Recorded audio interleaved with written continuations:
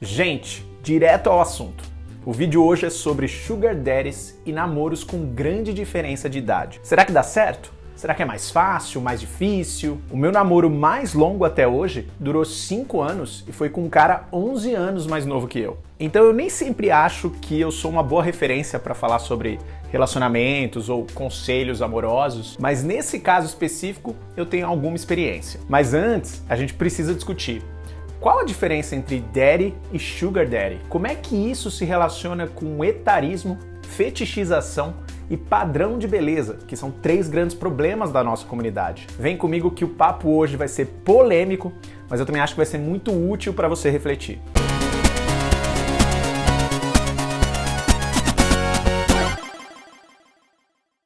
Aqui no canal Gay Nerd a gente fala de cultura pop, cultura nerd e cultura LGBT, às vezes tudo ao mesmo tempo. Se tudo isso te interessa, se inscreve aqui embaixo e ativa o sininho para receber as notificações. Engraçado que esses dias eu recebi um comentário aqui no canal dizendo que eu uso muitas expressões em inglês, e é verdade, eu uso mesmo. Mas infelizmente no vídeo de hoje não tem como escapar. Mas eu prometi sempre explicar os termos em inglês, então para quem não conhece, Sugar Daddy é um homem mais velho que mantém um relacionamento com alguém mais novo em troca de algum benefício material. Pode ser dinheiro, pode ser presente, pode ser viagens. Não é uma gíria gay, tá? A gente importou isso dos héteros. Então vamos começar do básico. Marcel, qual é a sua opinião sobre casais desse tipo? Minha opinião é nenhuma.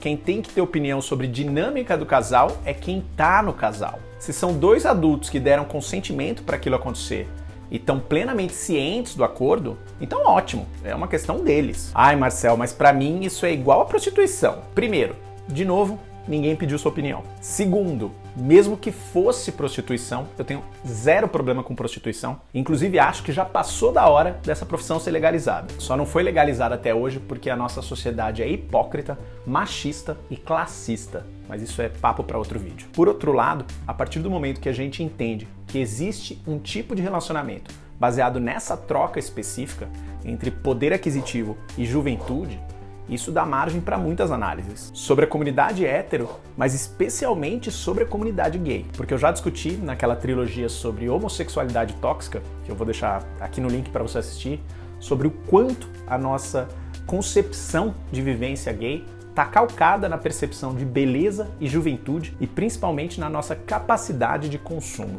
Então não dá pra gente não entender que a popularização desses relacionamentos sugar escancara uma ideia bem nociva de que pessoas mais velhas precisam compensar o pecado de ter envelhecido com uma maior capacidade financeira. E isso não é culpa do casal em si que efetua esse tipo de acordo. Essa possibilidade de acordo só existe porque antes disso, nós todos reforçamos esses valores na nossa sociedade e principalmente na comunidade gay. Mas, curiosamente, da figura do Sugar Daddy surgiu também a figura do Daddy, que é simplesmente um cara mais velho que os gays acham sexy, acham interessante. Então existe aí um processo recorrente na comunidade gay que é de ressignificar um defeito de pessoas que sempre foram sistematicamente preteridas por esse defeito. O exemplo mais famoso disso são os gordos, que viraram bears, mas a gente teve isso com pretos e periféricos, que viraram cafuçus, e agora a gente tem isso com pessoas mais velhas, que viraram daddies. Em teoria, essa ressignificação pode vir acompanhada de um empoderamento dessa pessoa. Uma pessoa gorda pode encontrar orgulho e aceitação como bear. Mas a questão é que essa ressignificação sempre passa pelo olhar do outro. É o outro que te enxerga como bear. É o outro que te enxerga como daddy. Então talvez esse processo ocorra menos como empoderamento e mais como fetichização daquela pessoa. A outra pessoa deixa de existir como indivíduo e passa a existir como um personagem dentro de uma fantasia erótica que existe no meu desejo. Ou se a gente quiser ser mais radical ainda, rola não só uma fetichização, mas uma comoditização da outra pessoa. Ela vira um commodity, um produto para ser consumido. Isso que eu te falei sobre o outro te enxergar como bear ou o outro te enxergar como daddy, é bem curioso porque nesse relacionamento que eu tive com alguém 11 anos mais novo, eu nunca me senti um daddy.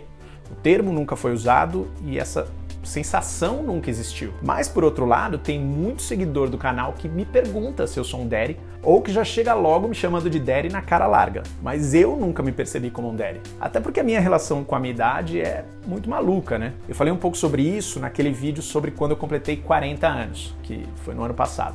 E que eu também vou deixar aqui no ícone para você assistir. Não tem uma idade que a gente cruza e aí necessariamente, bum, você é um daddy. Quando uma pessoa me manda uma mensagem me chamando de daddy, tipo essa daí, eu entendo que ela tá tentando fazer um elogio. Mas pra mim tá muito claro que ela não tá falando da minha idade, que em teoria é o critério pra se definir um daddy, né? Ninguém chega num moleque de 22 anos e fala, nossa, que daddy. E ele também não tá falando sobre outros aspectos que em teoria estão associados ao daddy. Por exemplo, uma bagagem cultural maior, mais experiência na cama, ou autoconhecimento, ou o equilíbrio emocional que vem desse autoconhecimento. Não é nada disso. O que esse cara tá elogiando, obviamente, é o fato de que eu sou um cara dentro do padrão de beleza aceitável na comunidade gay. E quando ele usa o termo daddy, que é um marcador de idade, a mensagem que está implícita ali é: você tá bem para a idade que você tem. Você ainda é sexualmente desejável, aceitável, apesar de ser um cara de 40 anos. Porque se o cara estivesse fazendo esse corte de interesse baseado só na idade, baseado em só querer um cara mais velho e mais experiente, ele também estava mandando mensagem pro cara de 40 anos que tem uma barriguinha,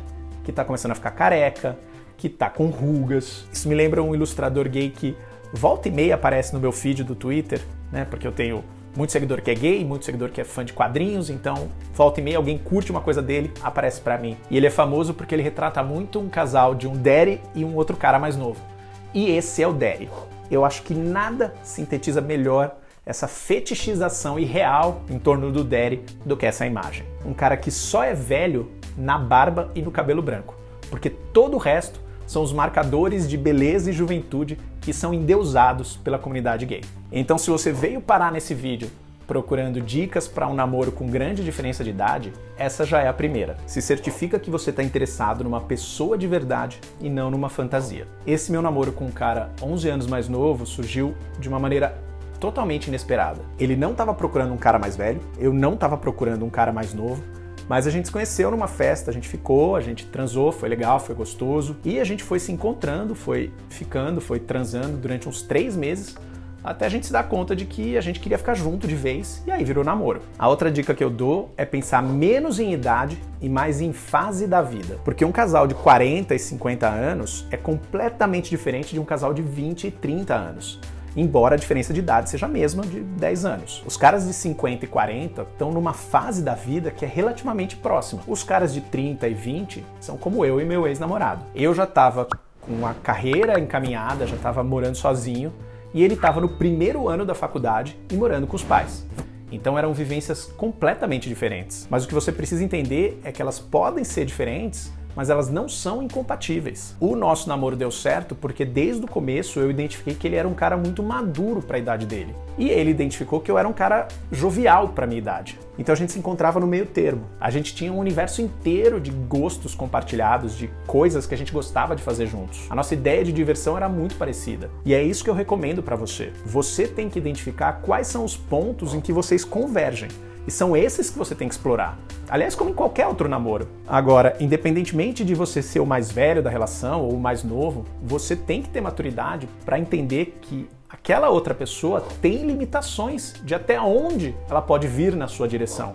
O meu ex era um cara super maduro para a idade dele, mas querendo ou não, ele tinha uma experiência de vida que era limitada. A vivência gay dele até então tinha sido uns 3 anos. Ele tinha tido um único namoro que durou mais ou menos 1 ano, mas que nunca me pareceu muito sério, sabe? Geralmente, primeiro namoro é muito ingênuo, né? É quase um ensaio para um namoro. Então eu sabia que em certos aspectos eu tinha que ser paciente com as limitações que ele tinha, assim como ele também foi super paciente com as limitações que eu tenho. Não é porque o cara é mais velho que ele é necessariamente 100% bem resolvido. É aquilo que eu disse agora há pouco. Você tem que se esforçar para enxergar o ser humano real que existe ali, e não a fantasia, o fetiche, a idealização que você está projetando nele. E aqui a gente chega num ponto super importante da idealização. Esse cara mais velho não é o seu pai. Ele não tá lá para preencher o vácuo que seu pai pode ter deixado. E aí tem toda a problemática da semântica de daddy, né? Papai.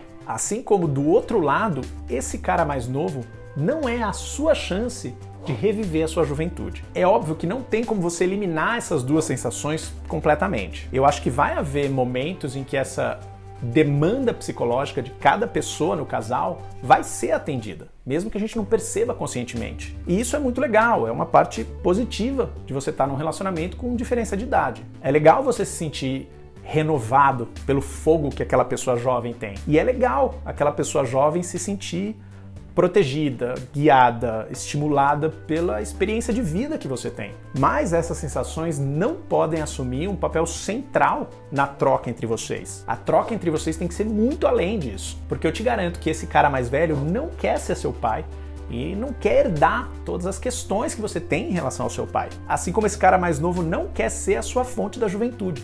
Ele não quer resolver as privações e os arrependimentos que você teve na sua juventude. E a melhor maneira de vocês evitarem essa armadilha da idealização é a comunicação. Nenhum casal sobrevive sem falar abertamente o que está sentindo e principalmente sem ouvir com atenção o que o outro está dizendo. Mas casais que já começam com um desafio explícito, como esse da idade, precisam ser ainda melhores na comunicação, especialmente porque a diferença de idade pode perpassar por várias questões que são super tabu na sociedade, questões que as pessoas não gostam de discutir, como por exemplo, experiência sexual prévia, monogamia, dinheiro. Não existe aqui uma receita mágica que eu posso te dar, tipo, se ele ganha X% a mais que você, ou se ele ganha X% a menos que você, então ele pode compartilhar a conta até X%. Não é assim que funciona. Você vai ter que descobrir isso conversando com ele. Marcel, sei lá, ele não gosta de conversar. Eu ainda insistiria algumas vezes. Mas se esse cara não quer se abrir, não quer conversar, não quer encarar essas questões delicadas, salta fora. Porque esse namoro não vai dar certo e a culpa não vai ser da diferença de idade. Por falar em comunicação, me conta nos comentários como você se sente em relação a tudo isso. Você tem interesse em caras mais novos ou caras mais velhos? Por quê? Como é isso pra você? Você já teve um relacionamento desse tipo antes? O que foi bom, o que foi ruim? Para sua dose diária de cultura pop, me segue lá no Instagram e no Twitter, onde eu tô sempre falando das novidades no cinema, na TV, na literatura e nos quadrinhos. Não esquece de deixar seu like e a gente se vê no próximo vídeo. Cada vez mais gay, cada vez mais nerd.